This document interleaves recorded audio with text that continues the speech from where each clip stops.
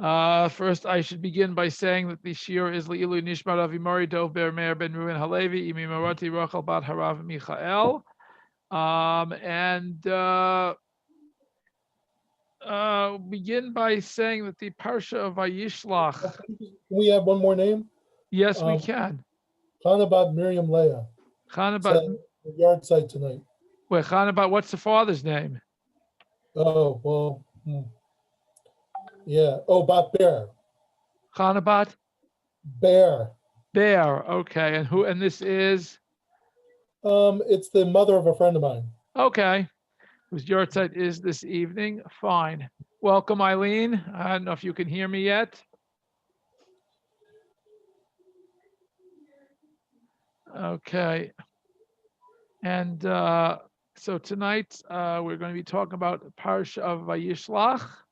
And as we well know, the parsha of Vayishlach is the events that Yaakov is on his way home. He's going to meet Eisav. He is very concerned. But I wanted to focus tonight on the actual meeting between Yaakov and Eisav, not Yaakov's preparations, and what happens after they meet. So if we look at it, so it's basically Perek Lamed Gimel in Bereshit. Hold on 1 minute.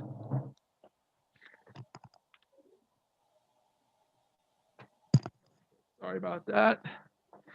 Basically, Perek Lamed Gimel in Bereshit, which deals with I will call it the meeting between Yaakov and Eisav, and it's interesting and it's informative in a number of ways. If we think about the number of times that Yaakov and Eisav interact directly in the Torah, we really have only 3 cases where they actually are directly interacting. One is, of course, at birth, where they're being born together and Yaakov is hanging on to Eisav. Second being, of course, the story where Yaakov is busy making some kind of stew and ultimately gives some to Eisav. They interact indirectly in the story of the Brachot, where Yitzchak sends Eisav to go hunt and Rivka substitutes Yaakov. But today's the parsha of Vayishlach is really where they interact directly, and the Torah spends quite a bit of ink on describing the meeting and describing the discussion they have after they have met. And so I wanted to try to focus a little bit on that meeting and the reaction to see if we can understand perhaps why the Torah is going through such great lengths to explain all this. Now,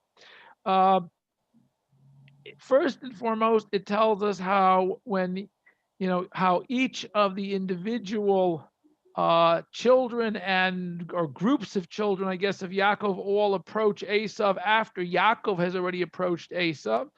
But it begins really I guess the challenge of understanding the story begins with one word. When Eisav runs to meet Yaakov, it says Vayichabkehu. He hugs him. Vayipol al Savarov. He falls on his shoulder. Vayishakehu, and he kisses him. And the word Vayishakehu has dots upon it in the Torah, which leads us to question exactly what it means. And again, we have a machloket among the commentaries as to whether it means that this was a sincere kiss or not. And I'm going to quote, because Abarbanel discusses this whole, I guess, meeting at length, and he discusses it and says the following. Kasher ra Eisav, rov hachna'ato. In other words, Yaakov, when Yaakov sees Eisav, it says in the pasuk that he bows down to him 7 times ad gish toar achiv. In other words, he bows down. I guess he comes closer with each bow 7 times until he reaches his brother, until he approaches his brother. And what Barbanel wants to say is that when Eisav sees how Yaakov is, I don't know, hachna'ah is I guess appeasing his appeasement of Eisav, and Tov Mosaro, and his demeanor, Rotli Krato, he says that Eisav runs to greet him. The Nichmeru Racham of Olav, and he feels um, his I guess his emotions get the better of him. By Yipol al Tzavarav, he falls on his shoulders, Vayishokeu, as it says in the pasuk. But Yivku, and they cry. Now he says, now Barbanel explains what was this crying about. Kibiyot Yaakov Mishtachav Elefanav. When Yaakov was bowing in front of him, Nafal Eisav al Tzavre Yaakov Vayishokeu Vayivku Shnehem. Why did they both cry? Mito Chiba, from this great emotional outpouring of feeling for each other. V'zichron achvatam, the remembering that they are actually brothers, that they really should not feel that they are enemies to each other, but they should feel brothers to each other.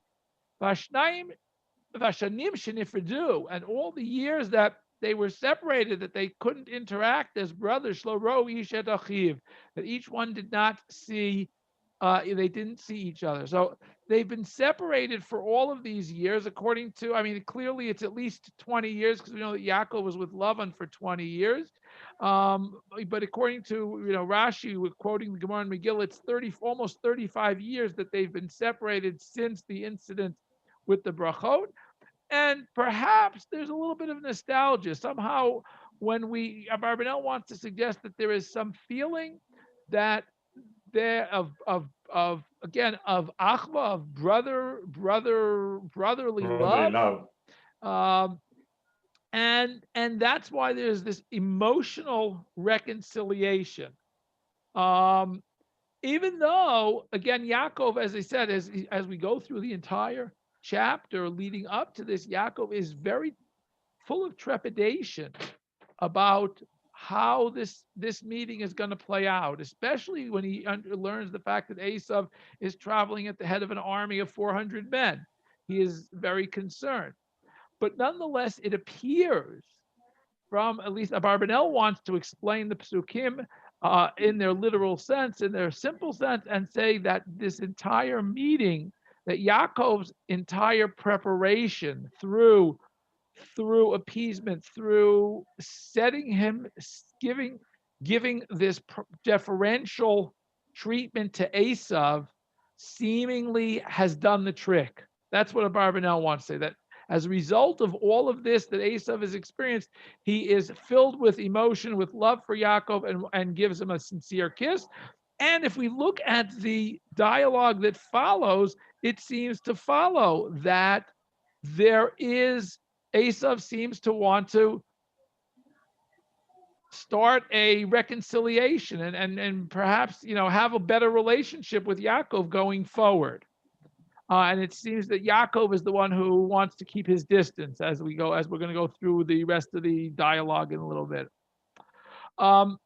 But again, that's, as I said, this is one opinion. This is Abarbanel's opinion. And the Mishnah, obviously in the Midrash, there are two different opinions. Rashi, of course, brings down other Midrashic opinions that, that Eisav was not necessarily a sincere kiss or otherwise, but at least there's that opinion that it was a sincere kiss and that Eisav sincerely did want to reconcile and have a relationship with Yaakov. But then we have this whole dialogue beginning in Pasuk Chet between the two brothers. First, then first Eisav asks about who all these children are, and Yaakov answers him about that these are all his children. And then Eisav asks him about all of these animals that were sent to meet him, or at least that's what it appears. Eisav says, "Milacha kol hamachazeh asher pagashti." Why did you send me this whole entourage, all of these different groups of animals that I met? And Rashi says that there were two ways to interpret this question of Eisav. One is obviously the simple pshuto shel mikra al molichei hamincha, is all of these people all of these, I guess, shepherds who were leading all of these different flocks that Yaakov sent to Eisav. That's what Eisav is asking about. Why was there this whole parade, if you will, of animals being led toward me. And the question that the commentaries struggle with, what do you mean Eisav didn't know? Yaakov had given explicit instructions to each of these shepherds that when Eisav met him, that they were to tell him that this was a gift from Yaakov. So according to one group of opinions, Eisav totally ignored the shepherds, never engaged them in conversation. He just kept going. And therefore, when he gets to Yaakov, he has no idea whether this is just part of Yaakov's entourage or something else. But ultimately, Yaakov answers him, Yaakov answers him that these were specifically intended, that there's an intent in this, and Yaakov explains it. He doesn't try to hide the fact that he is giving this huge, or I don't know how huge it is, but he's giving this seemingly significant gift to Eisav. And after Eisav realizes that this is intended as a gift, Eisav says, Yesh li Rav, I have plenty. I don't need your gifts. Leave me alone. Keep what's yours. I don't need this huge gift. But Rashi very interestingly interprets this pasuk, where Eisav says to him, keep what's yours. Rashi adds a very, very succinct comment. He says, Kan hodolo al habrachot. With these words, Eisav says to him, you know what? Keep all of that stuff you got from where Abba gave you these brachot. Keep them; they're yours. Which seems certainly seems out of context in the context of the discussion. They're discussing a specific gift or acceptance of a gift or lack of acceptance thereof, and Rashi throws this midrashic interpretation that this is his Eisav is saying, you know what, I don't need anything from you, I don't need anything from Dad, I got my own stuff, I can do it all on my own, I don't need anybody's help. And Rashi again later on is going to use this concept of Yesh li Rav and there are other commentators who are going to follow in Rashi's footsteps. We're going to say that this when he says Yesh li Rav, it means this is, as Rashi says, Belashon Gava. This is a boastful person. See, I got it all, man, and I did it all by myself. I don't need any of your help. I don't need anybody else's help. I can do it all by myself. So it's a boastful pride, and I guess that's why Rashi now throws in using that lashon. We can perhaps understand why Rashi throws in kan hodelo ala brachot, because he's saying, not only do I not need anything from you, I don't need anything from Dad either. I got it all myself. I can do it by myself. I don't need anything from God. I don't need anything from you. I don't need anything from anybody.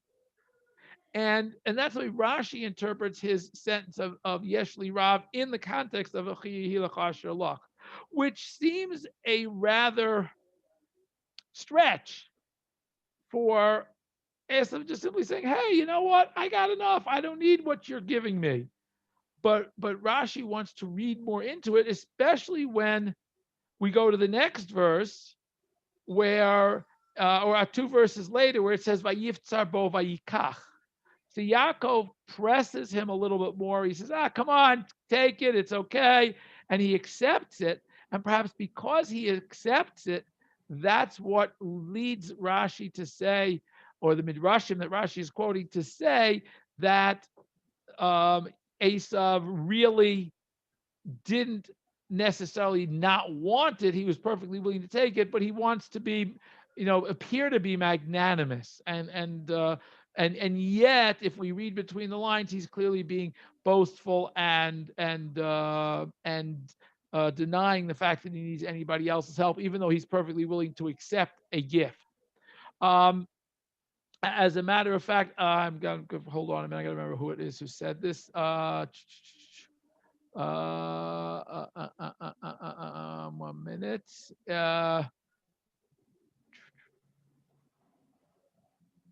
Hold on a minute. Okay, yeah. Here we have it. It's Sforno wants to again, basically makes the same point of when Yaakov presses him to accept it.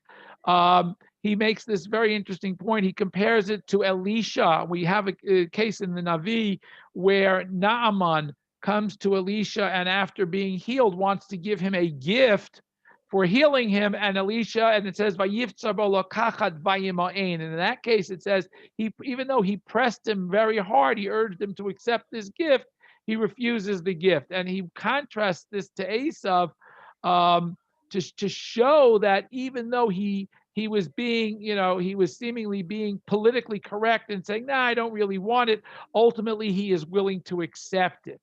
And I think that whole demeanor, perhaps, is what Rashi is focusing on in his comments on that pasuk.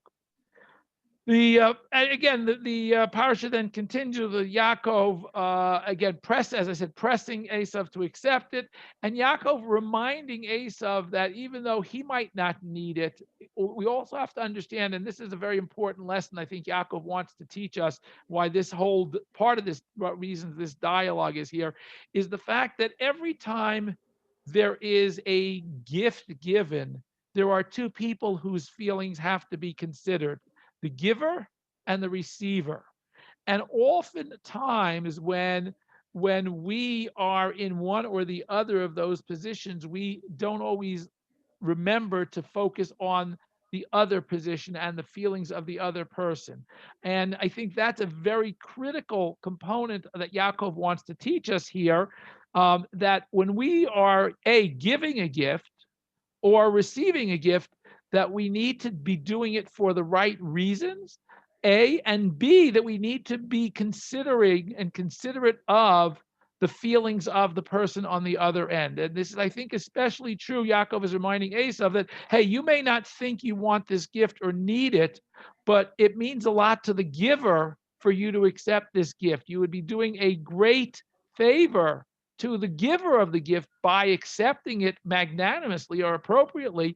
And as such, even though you may not need it, you should reconsider your turning down of the gift, because that would reflect poorly on the person who is receiving it, or excuse me, who's giving it. And I think we need to always keep that in mind, because there are often times where somebody wishes to present us with something or give us something, and we often say, "No, I really don't need it." So, and we don't realize the fact that, wait a minute, they might have a need. Whether it's a need to say thank you, a need to acknowledge something, and all too often we forget this lesson, and we don't necessarily give them what they need by accepting their gift. And I think that's a very important lesson that Yaakov wants to teach us here, or wants Eisav to understand. And as such, the Torah felt this was important enough to include, because it is an important aspect of a gift, that sometimes it's the giver needs to give the gift because they need to acknowledge something that the recipient has done for them or is doing for them. And that's exactly what Yaakov says. He says, "Please, because by seeing you, just like when I bring a gift to Hashem, I bring a korban to Hashem. Hashem doesn't need the korban. I'm the one who needs the korban, and I want Hashem to accept it. So too, I am giving you this gift not because you necessarily need it, but because I need to give it to you to acknowledge our relationship, and that's why I want you to accept it." And as I said, Esau ultimately does accept it. But interestingly enough, Yaakov, while he's pressing Eisav to say it, just like Eisav just said, "Yeshli Rav," Yaakov says, "Ki chanani Elokim v'chi yeshli kol," because Hashem has been gracious to me, and therefore I have everything.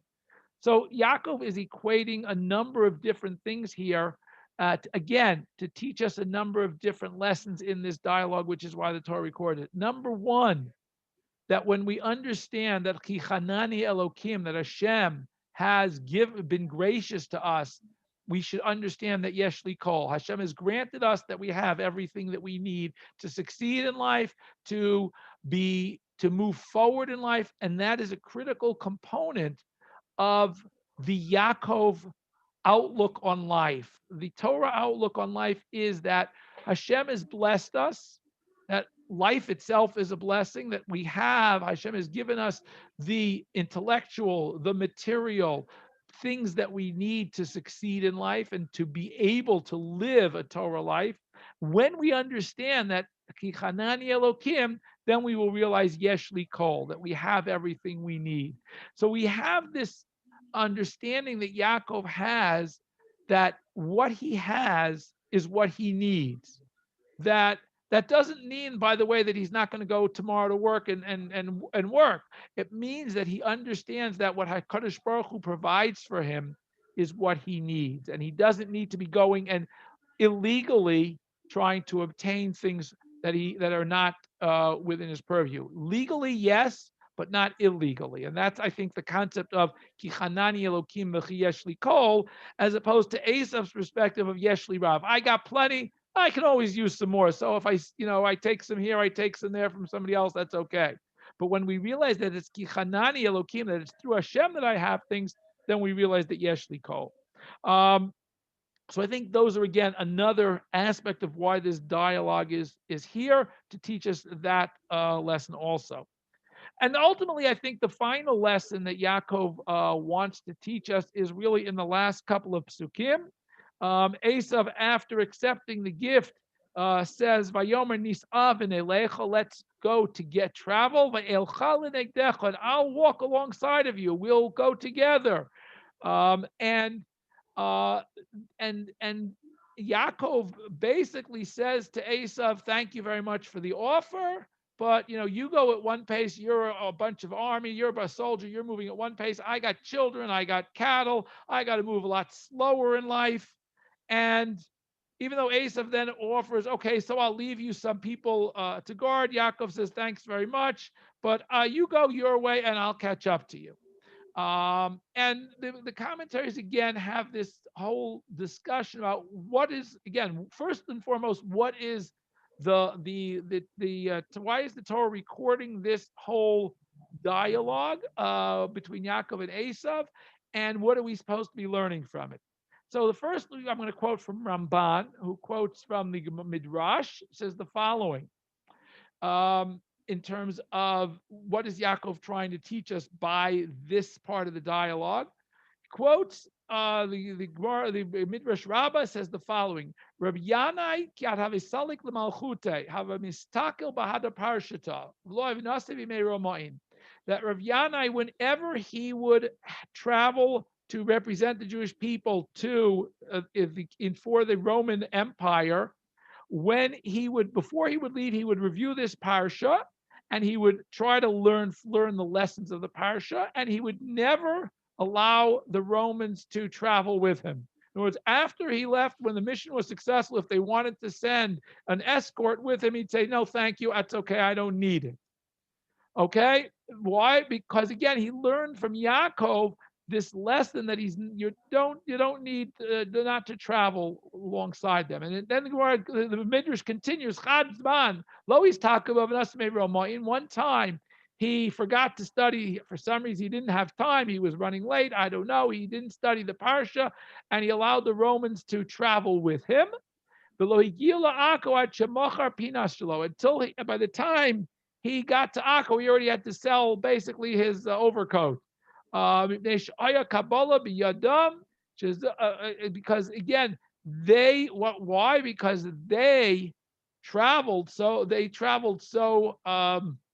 richly.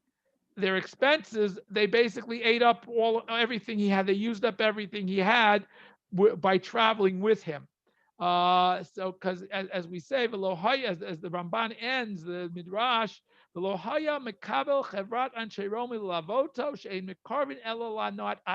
when they would travel with him as an escort, they're only doing it because they know they're going to get something out of it. In other words, they could mooch off him basically. And they cause you to lose all of your wealth. And that's exactly what happened to Rav Yanai, that they basically lived off of him while they were traveling him, but they lived off him.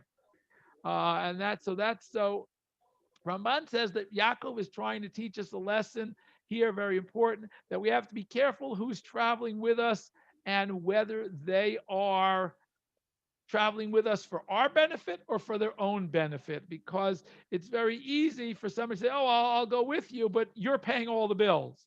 So he said, again, that's one thing. And that's one aspect. Abarbanel brings down another very important aspect. I think it's Abarbanel. Hold on one second. Um, of Yaakov's whole uh, refusal, because Yaakov chashash. Where's the Abarbanel? Aval Yaakov chashash shema yishtane ritzona v'yehafech loli oyev. Even though at this immediate time that they're having this conversation, Eisav is reconciled with him, Yaakov is afraid that the longer they stay together, the higher the likelihood that Esav's going to change his perspective on this relationship and rethink all the old wounds and troubles that they had, and therefore Yaakov wants to distance himself from Esav as much as possible. Yaakov, therefore, because he wants to stay different distance apart, that's why he says, Yavor no Adoni lifnei Ado. You go first, go your own way, I'll go my way. Although Barbanel wants to try to also to explain that Yaakov really, when he says to Esav that I will catch up to you, he really doesn't mean I will catch up to you. What he really means is I have my direction to go, you have your direction. You want to go home to Seir, that's fine. You go home to Seir. My goal here is now to go home to Abba, to our father, to greet him in his home.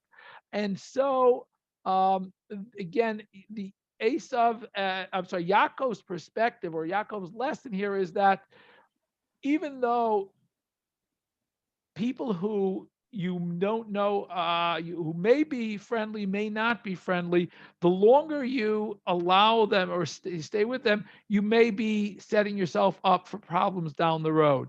So you need to, before you accept to stay in somebody's company, you need to have a better idea of who they are and how they feel toward you, how they're disposed to you in a long-term perspective, rather than on a one day or a short-term perspective. And I think that's another one of the lessons that the Torah wants to teach us through this dialogue of Yaakov and Eisav, and through putting it in this word. So these are just, I think, some of the lessons that the Torah wants us to understand from these psukim, from putting this whole story at such length in, that when we're dealing with the Eisavs of the world, the non-Jewish people who have said, "Oh, I'm going to kill Yaakov as soon as my father dies," we have to be wary before we accept their, let's say, their change of heart and take it at face value. We have to really put it to the test and make sure before we just suddenly accept them. And I think that's a very important lesson, again, for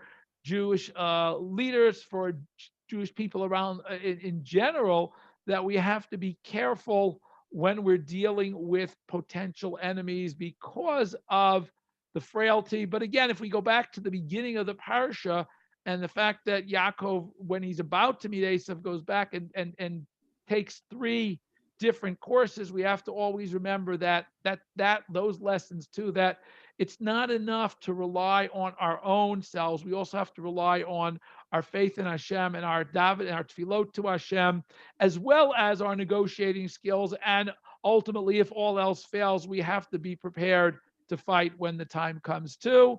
All of these lessons, obviously, all in parshat Vayishlach, and I hope that our leaders will take them to heed, especially when dealing with those of our enemies who are still to this day trying to destroy us. And I hope that we will be zocha to the time when, as many of the Mefarshim say, that when Yaakov refers to coming to Adoni Seira, he's talking about the Yemot HaMashiach, that we should be zocha to B'mheira V'imenu. Amen. Thank you all. Questions, comments, feedback? Thanks. No, thank you very much. Okay. Thank you all. Have a good evening, a good rest of the week. And Be'ezrat Hashem, we'll see you all at some point soon in the flesh. I think we're getting closer and closer to supposed vaccine.